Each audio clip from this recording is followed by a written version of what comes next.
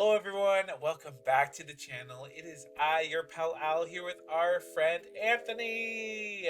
Hi! Back again, baby! Oh, she's high. Woo! Bam, bam, bam, bam! She's Let's high do on the it. scale too. She had that high voice, mama. Was it that high? It was pretty high. In the last My episode, voice is straight. yeah, My voice is in straight. the We're last talking. episode, oh, I'm masked. Everyone doesn't even know I'm gay. Toxic. It doesn't matter if you're feminine or not. It does not matter. Femininity does not equal anything bad. I said back in 2004 to 2008, it was a bigger deal. Hello, everyone. We're back. We're here to watch episode 6 of Heartstoppers season 3. Wrong. 5. Heartstoppers episode 5 of season 3. Yes. Titled Winter. Last episode we were Christmas time, so that makes sense. There was a time jump, but now we're here. Last episode, Charlie went to the clinic, get checked out. It's gonna be winter break probably for school. Well, good. They need some lightheartedness after last episode. That Charlie spring went through a lot. How was your Halloween party you went to? Oh my god, it was so much fun. What was one of the best costumes you saw? Ray Gunn. Oh my gosh! Let me guess. They were trying to break dance all night. Yes, of course. Oh my gosh. People actually tried to have cool costumes. It wasn't just right. I'm in a shield star jockstrap. I'm calling me Captain America. I am excited for this episode. I think there's 6, so 2 more episodes after this. I think there's only 8. We have 4 total. 5. There's 9 episodes. Oh, this is episode 5. Yes, not 6. So far, what do you think about this season? I think it's good. Look good. It's a little dark, darker in the fact that we're actually talking about some emotions and mental illness. So not so much focus on the first love butterflies of season 1 and 2. I do think they're important topics to have representation for. I love that we have Darcy experimenting with her gender. Their gender. Correct. They are experimenting with they them pronouns. Oh, it's a face to him. It's a face to him, everybody. That is what they said. I don't think they know exactly what they want, and so they are exploring what makes sense for them. That is solely his opinion. What's wrong with that? It seems like you're thinking they're not gonna stick with that. They're gonna switch it up. No, it's about learning who you are in the context and deconstructing what is gender pressure norms. Yeah. I do like that they're getting more realistic and mature. It's not all rainbows and butterflies and Heartstopper leaves swirling around you. There's things in the world that we can't control or we have to understand, like mental illness. So I'm glad they're actually showing that part. It was getting a little too Schitt's Creek, and this is the best it will ever be, and it's so great. I mean, I don't want to discredit what happens in season 1 and 2 that are bad. They are also very real problems, bullying and whatnot. But yes, in terms of their relationship, I do like they're exploring that sometimes it's not always easy being the partner of someone who suffers from mental illness, and they're kind of exploring that through the perspective from the partner who is supporting the person with the mental illness. So it's not just the focus of the person who's suffering from mental illness, but it's also the partner, because a lot of times that can be difficult too, even though you're not the one with, quote unquote, the issue. It's still something that needs to be navigated together if you're planning on being together. Let's see how many times I cried this episode. Last episode was only 3 times, so that's good. Okay. Let's just get into it. Last episode we were barely reacting because it was heavy stuff, and we just had to soak it all in. So hopefully, maybe a little bit more lightheartedness this episode. Maybe. Hopefully. All right, let's go. Oh, is this a Victoria episode? Time is it? 7. I only slept for 2 hours. You worried about today? No, I just thinking about what presents I'm gonna get. Is it Christmas? I hope I get a soul. Oh, look at all this Switch stuff. She's always grumpy when Grandma and Grandad are coming round. And yet she still invites them every Christmas. Ah! Captain Carter! Oh, look at the little pug. Aw. I think you and Nelly are gonna be best friends, right? Oh, did he get that for Christmas? No pets as gifts. Henry is the cutest dog I've ever seen in my life, and I need to meet him immediately. Also, happy Christmas, I love you. Henry says hi. Say hi, Henry. Happy Christmas, and I love you too. And you can come over and meet him at any time if you want. There's a little guy here who needs hugs. Which little By guy? little guy who needs hugs, I did mean Henry, but actually, yeah. Looking a bit skinny, aren't you? I thought you were getting all that mess sorted out. Victoria, why did you cut all your hair off? Let's get you a drink. Hey. Wow. Do not invite those grandparents ever again. Seriously. It's okay if you're feeling stressed. Jeff said that was completely normal. Everything okay? Yeah, everything's fine. Okay, good. Come sit down. Yeah. Dang, if they think she's overbearing, meet my fucking mom. Good job, Charlie. Charlie, you need to tell us about your boyfriend. Oh, I don't trust them. I don't trust her. What about you, Tori? Any lovely men in your life? Oh, I was right. I was right. Well, you're not missing. Everything okay? Yeah, great, thanks. I'm fine. We're fine. Stop getting up. They're fine down there. I mean, you could see him eating. Like, let him. I think they're afraid that he's getting too stressed out. No, I understand, but that much worrying is going to cause more anxiety. Oh no, not the brother. Ever since your boyfriend became mentally deranged, you've been acting like you're the savior of the Oh, get Don't him, say that about Nick. Charlie. I mean, I get it. Right? He wants attention. He stops eating. You have to be the hero who saves the day. Can you just shut the fuck up? Ooh. Ooh! Nick Nelson. Spicy. Protective of his boyfriend. Protective of his man. Ah! Uh-oh. What's... Wait. Isn't people like that conversation? Okay, see? Okay, it is a group chat.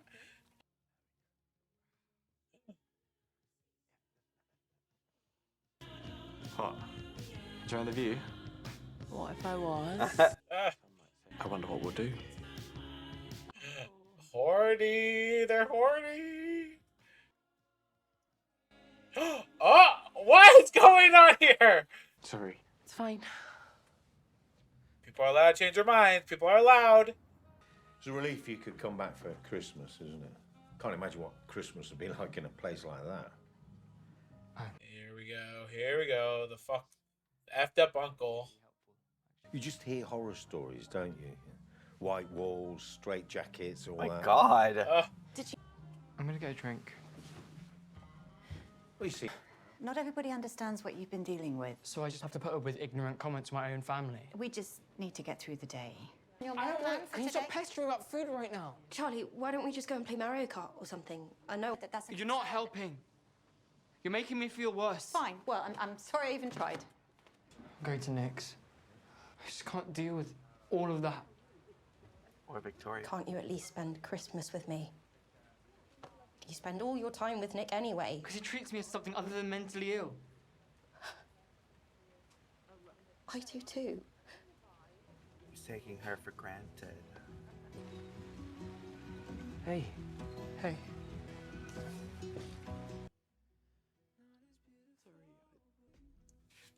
Gosh, Nick Nelson gets like a haircut every day. His hair's always good. Nick? Yeah. Take Ah! it this is the boyfriend. Merry Christmas! Peggy Carter! You coming in? We don't bite. Can you turn around while I change? Oh, yeah. Wiccan meeting Captain Carter. Oh! Sean Cody?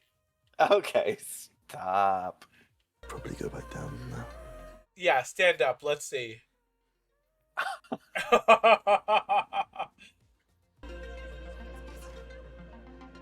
Do you want a pug? Would you take a pug? It was free. No. Oh, the doctor! Oh, Donna Noble, the best companion! Merry Christmas. I hate Christmas. I worry about you all the time. Did you know that? We just want to be there for you. You have to let us. And not just say that you're fine when you're not. I also want to do things. It's just more complicated for me. All my dysphoria just hit me. I love everything about you. And whatever you want to do or not do, it's okay. So elegantly spoken, L. Good, he went back home. New Year's Eve! Joe Locke looking cute as he turns 21.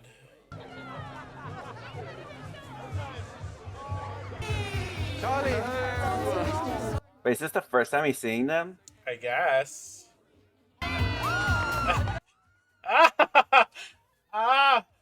Darcy's so excited to see him. This kind of makes me miss having a big friend group.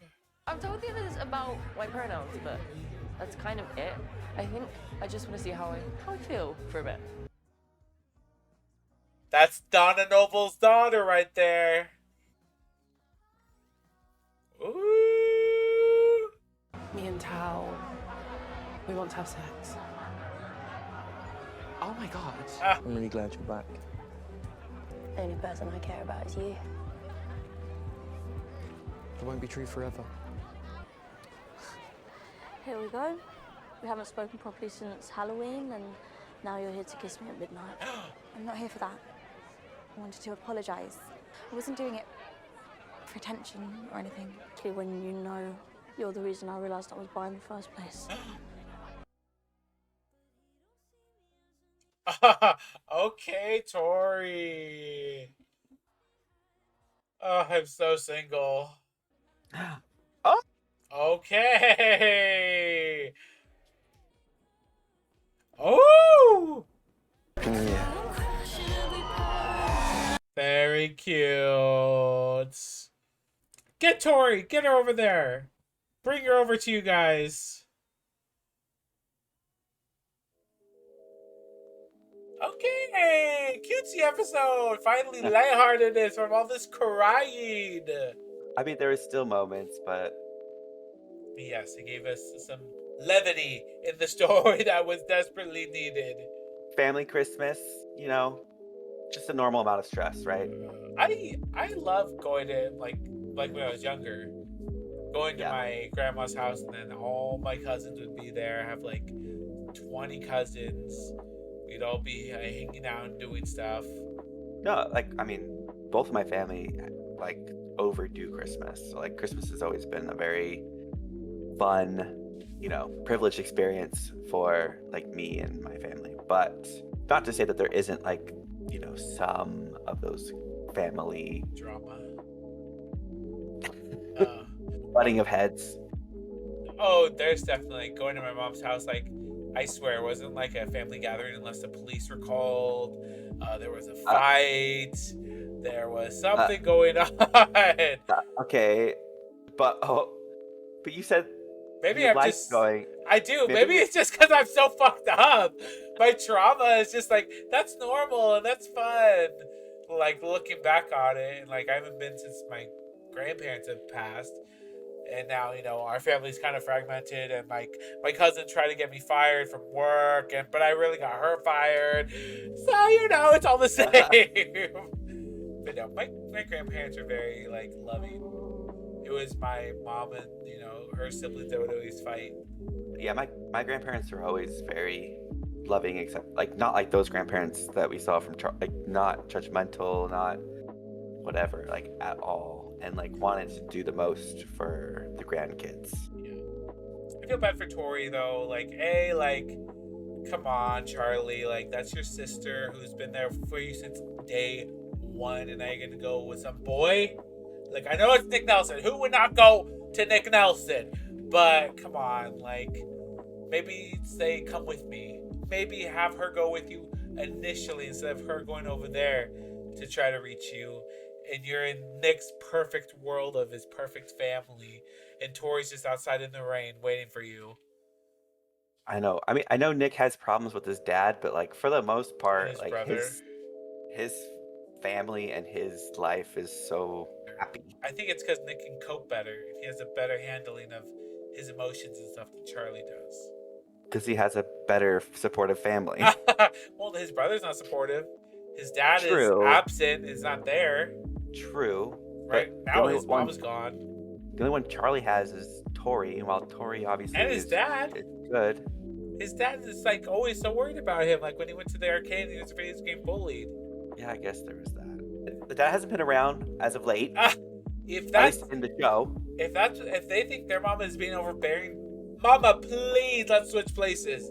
You will see an overbearing parent. I guarantee it.